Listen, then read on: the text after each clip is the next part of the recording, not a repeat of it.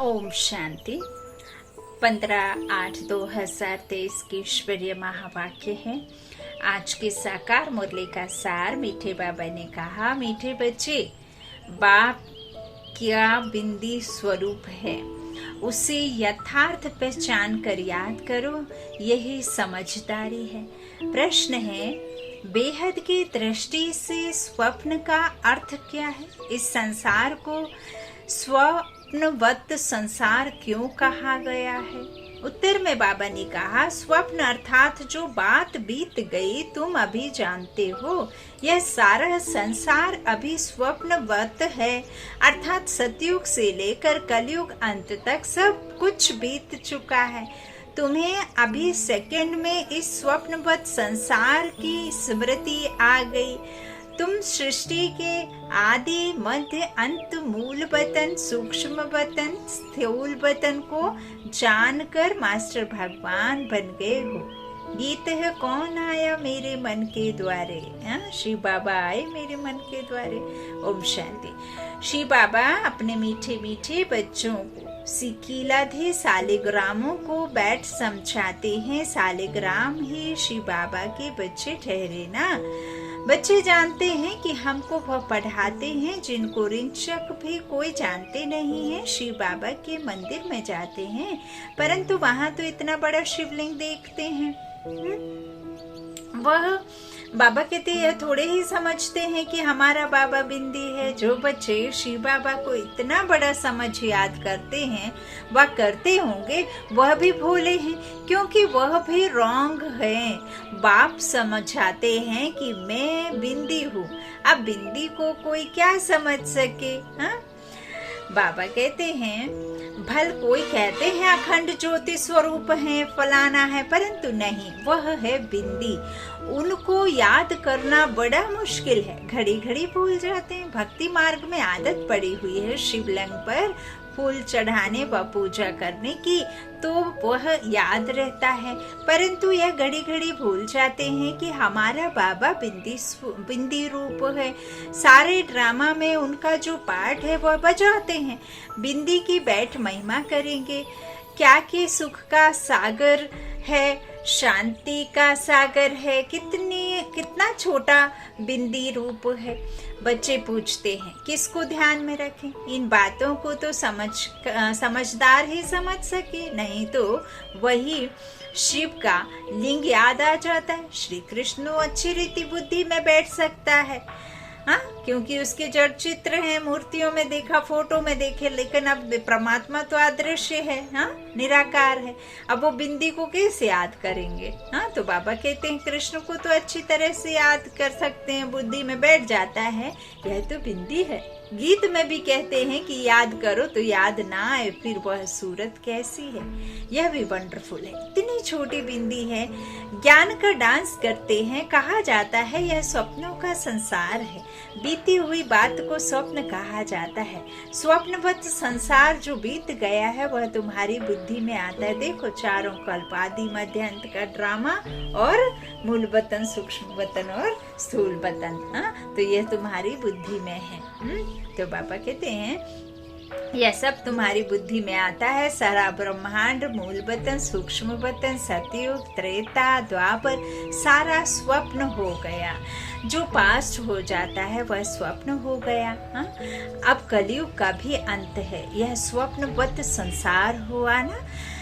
वह हद के स्वप्न आते हैं, तुमको बेहद का बुद्धि में आता है। सूर्यवंशी चंद्रवंशी भी सब स्वप्न हो गया।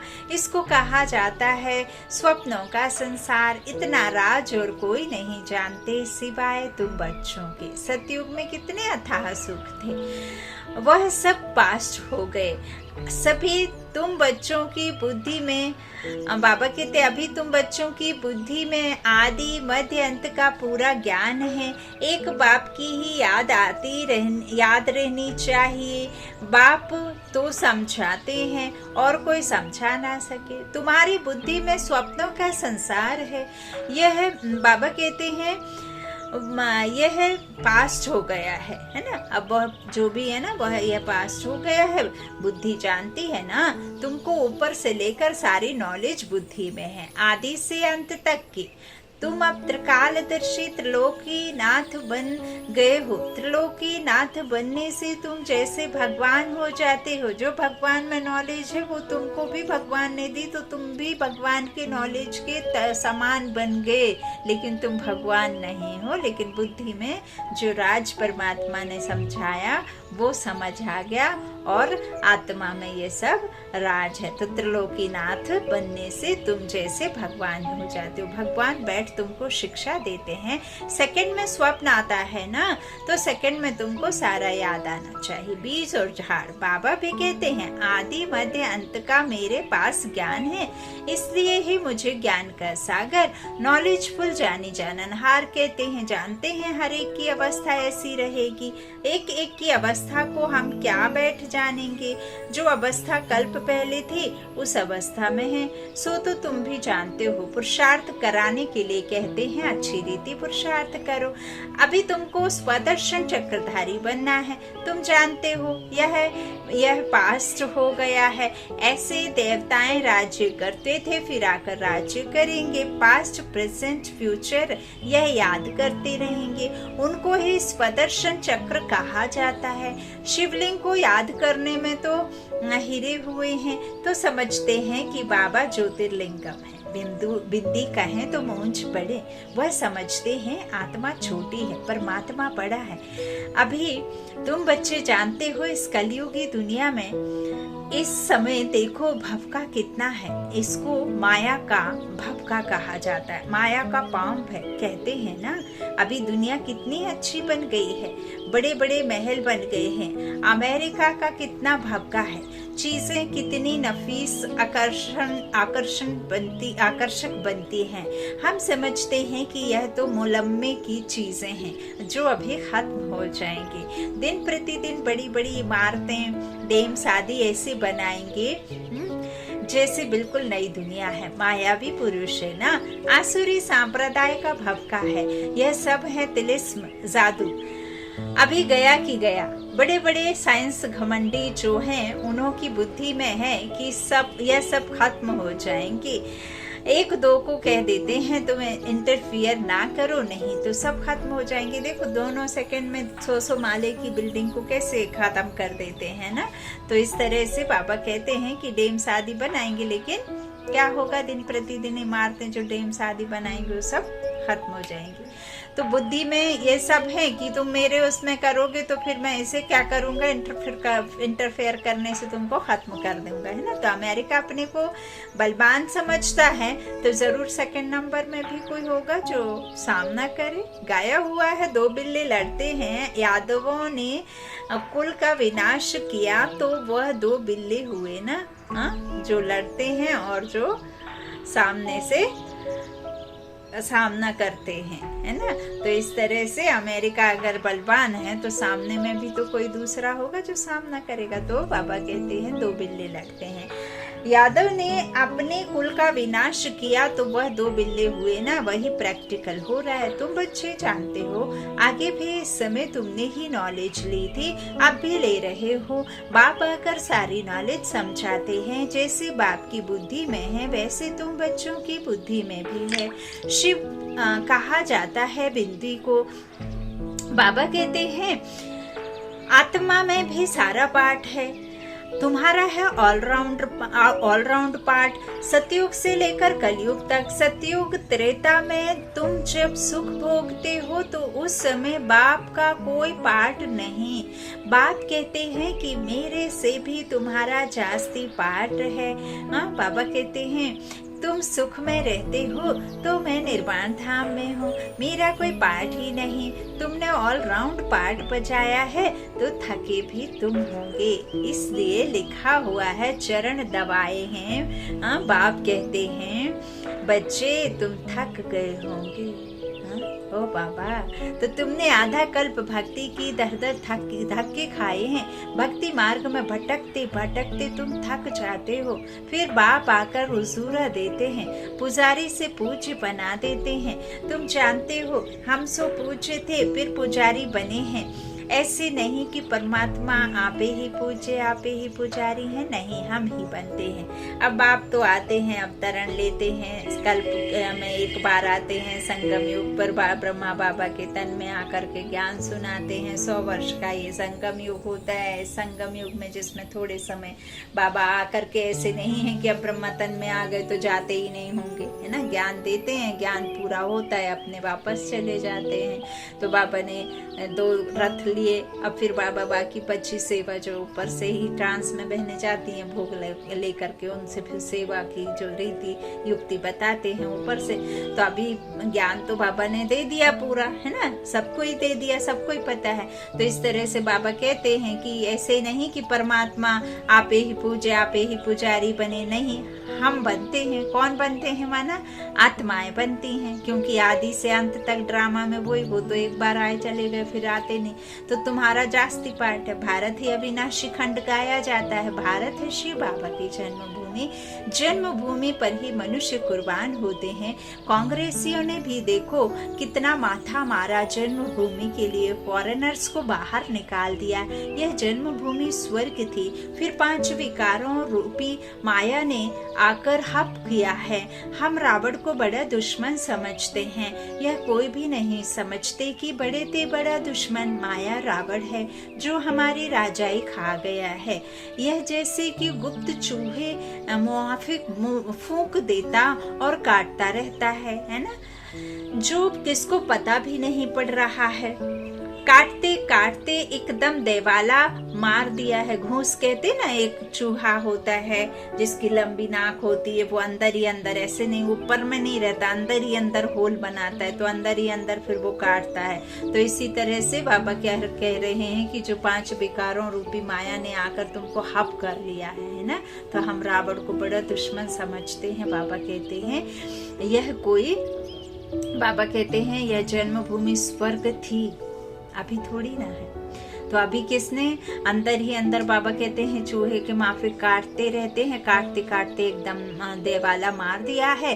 किसको पता नहीं है, हमारा राज्य भाग्य छीन लिया। किसी को पता ही नहीं हम देवी देवता थे, है ना, हम किसी को पता ही नहीं कि जड़ चित्रों की पूजा, मंदिरों में विराजमान जो देवी देवता हैं वो जड़ चित्रों की पूजा हो रही है ना। तो बाबा कहते हैं इस तरह से किसको पता नहीं है कि हमारा राज्य भाग्य छीन लिया, कोई को पता नहीं हमारा दुश्मन कौन है।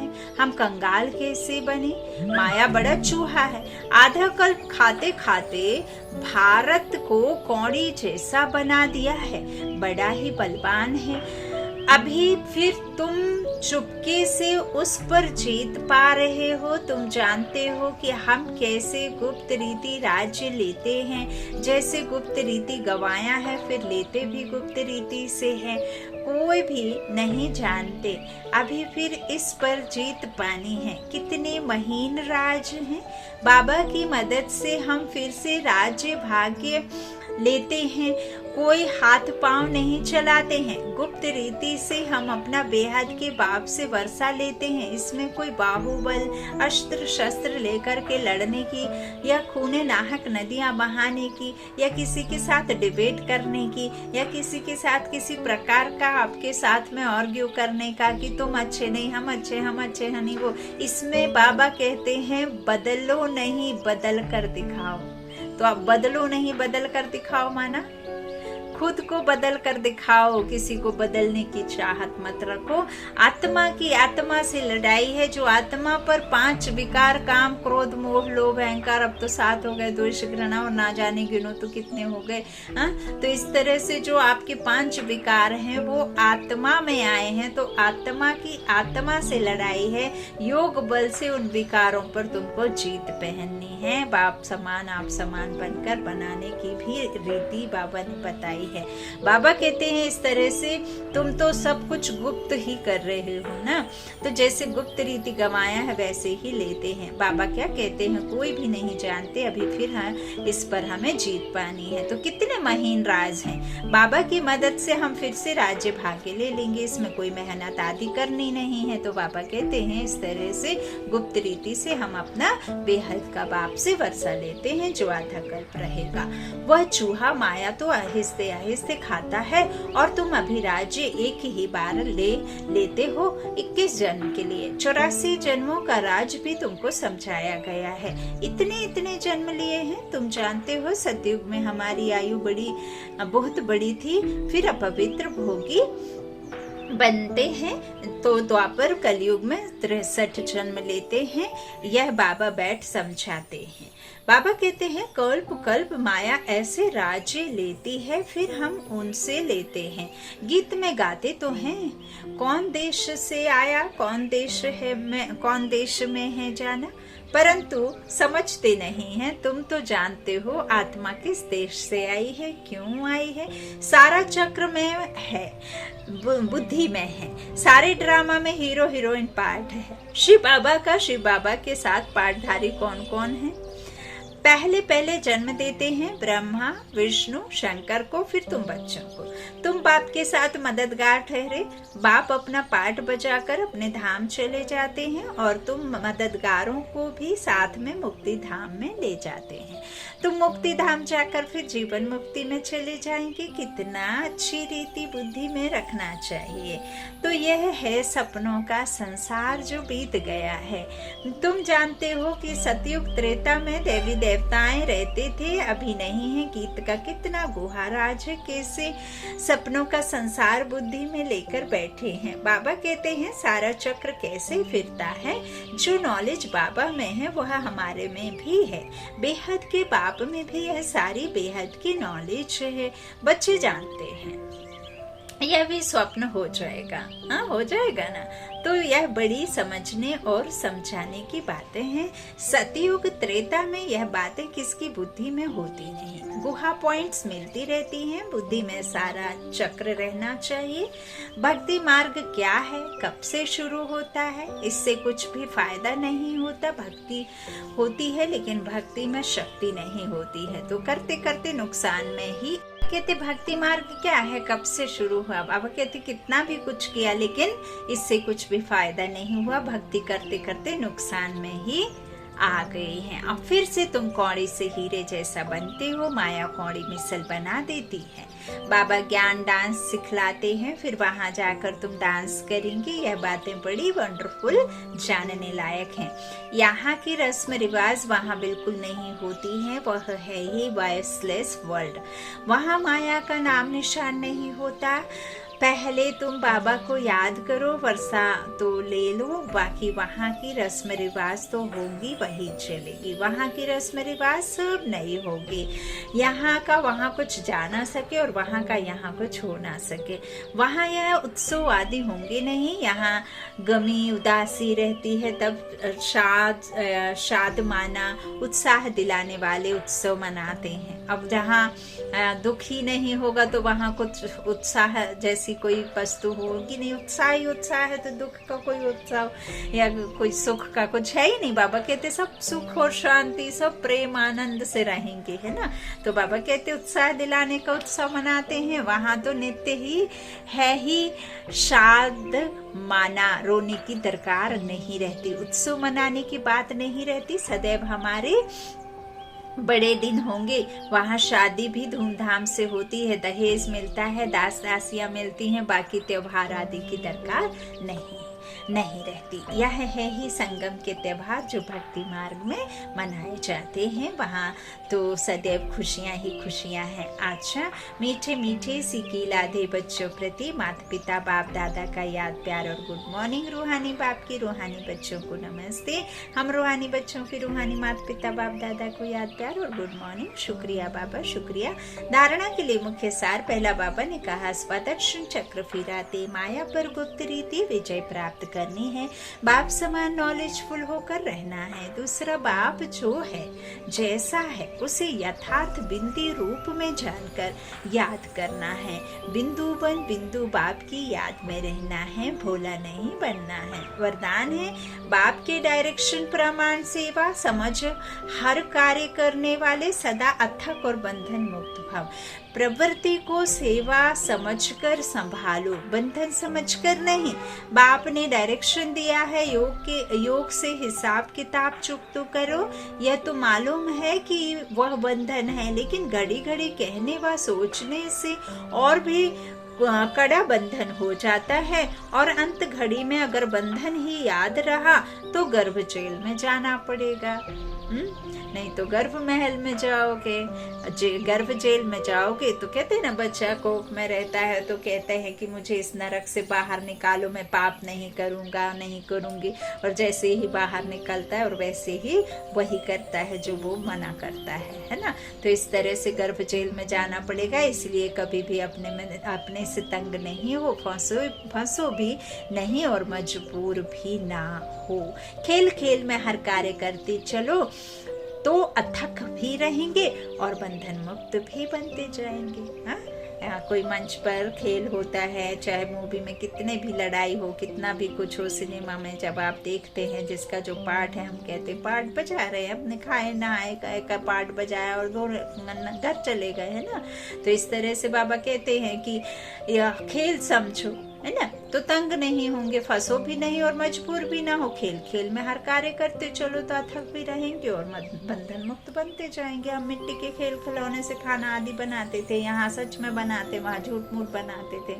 वो खेल था, ये सच का है, तो इसको फिर आप खेल ही समझो। अच्छा स्लोगन है, भ्रकुटी की कुटिया में बैठकर तपस्वी मूर्त होकर रहो, यही अंतर्मुक्ता है। भ्रकुटी की कुटिया में बैठकर तपस्वी मूर्त होकर रहो, यही अंतर्मुक्ता है। अच्छा, ओम शांति। शुक्रिया शुक्रिया शुक्रिया बाप दादा, शुक्रिया आप सभी भाई बहनों के स्नेह का, प्यार का।